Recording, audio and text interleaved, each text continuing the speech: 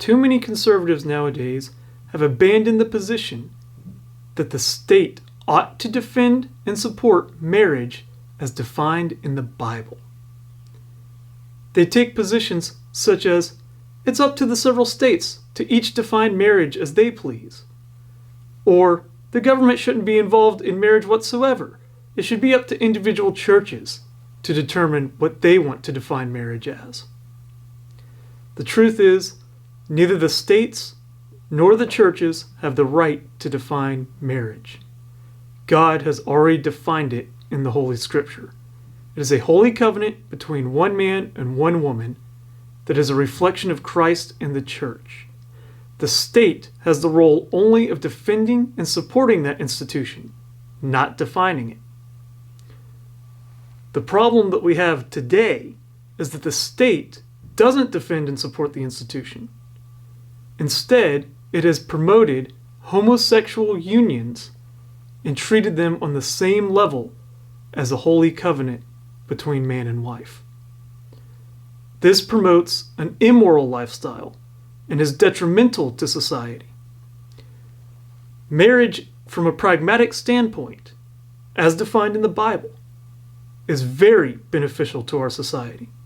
It promotes the growth of children and the raising of them, which, as populations grow, so too does the wealth of a nation. Okay? It promotes the welfare of children and their well-being, as single-parent households tend to be the places where the most poverty is. Married men tend to make 20% more on average than their unmarried counterparts. And crime rates are highest where single-parent households thrive. Thrive isn't really the word I'm looking for. Exist. Okay? I'm going to leave down in the description below the Republican Party platform's position, the Republican Party's position on marriage.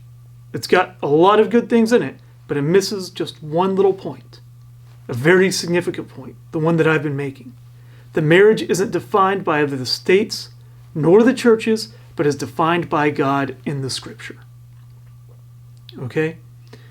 The state's role is to defend and support this, as I've mentioned in a previous video that I made, that no enactment of man can be considered law unless it conforms to the law of God. That's what Blackstone said. Okay?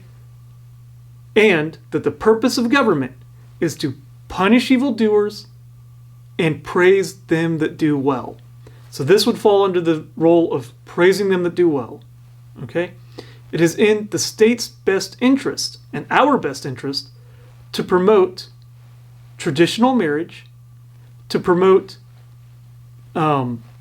abstinence until marriage, and to promote the lasting of that union, to not promote, in fact, to discourage divorce and separation. Okay? Marriage is not merely a civil contract made by the government. It's so much more than that. It is a holy covenant made between man and wife with God to reflect Christ in the church.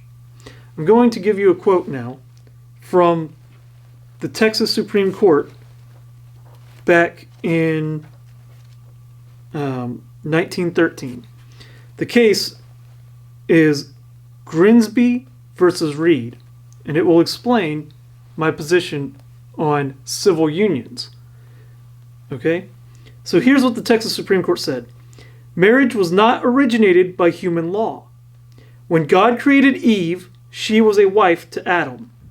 They then and there occupied the status of husband and wife to wife, and wife to husband. The truth is that civil government has grown out of marriage, which created homes and population and society from which government became necessary. Marriage will produce a home and family that will contribute to good society, to free and just government, and the support of Christianity. It would be sacrilegious to apply the designation a civil contract to such a marriage. It is that and more. It is a status ordained by God. Okay? So Blackstone also has a great piece about how the state views married couples as one flesh and one in property rights and so forth. I'm going to leave that in the description below as well. But basically, the state's role is to defend and protect marriage, and from a pragmatic point of view, it is beneficial. If we want a free and limited government, then we want the institution of marriage to be highly respected, highly regarded, to be promoted as much as possible. If we want to reduce the amount of life-altering diseases that are in our society, then we should promote the institution of marriage and discourage sex outside of it. Okay? So, the wealth of the nation will increase. Obviously, along with that, the poverty rate goes down. The crime rate would drop, which would save us in taxpayer money. It would give us a smaller state. Okay?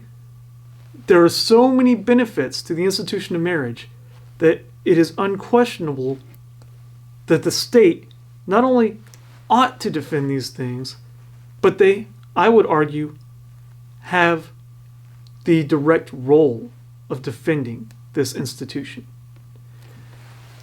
Thank you for your time, and I hope that you will, if you don't believe as I do on the issue, I hope you'll think a little deeper on it and gain a greater appreciation for the institution of marriage and the role that the state has in defending it.